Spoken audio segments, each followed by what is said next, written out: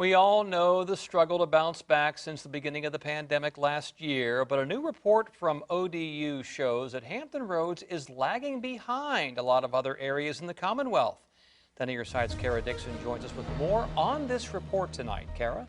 Tom, I spoke with Dr. Bob McNabb with ODU, who says our region is recovering slower for a number of reasons, but Virginia won't live up to its full economic potential if our area doesn't.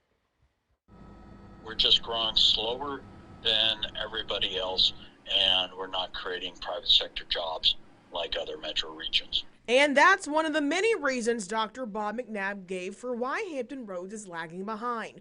ODU released its 7th annual State of the Commonwealth report, which is doing fairly well despite the COVID-19 pandemic.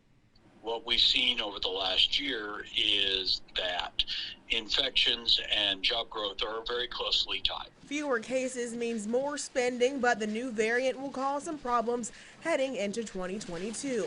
Now, with the rise of the Omicron variant, we're probably going to see a slowing of economic activity after the Christmas season. But that does not mean that prospects for growth in 2022 are dimming.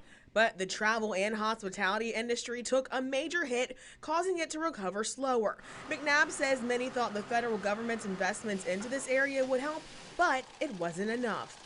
If people follow jobs and Hampton Roads is not generating jobs, then at some point in the coming decade, we are going to start losing population. McNabb says creating jobs in renewable energy, cybersecurity, and unmanned drones would help, and it's important that Hampton Roads thrives so the rest of our Commonwealth can too. If Hampton Roads is not generating jobs, then Virginia is not going to realize its full economic potential.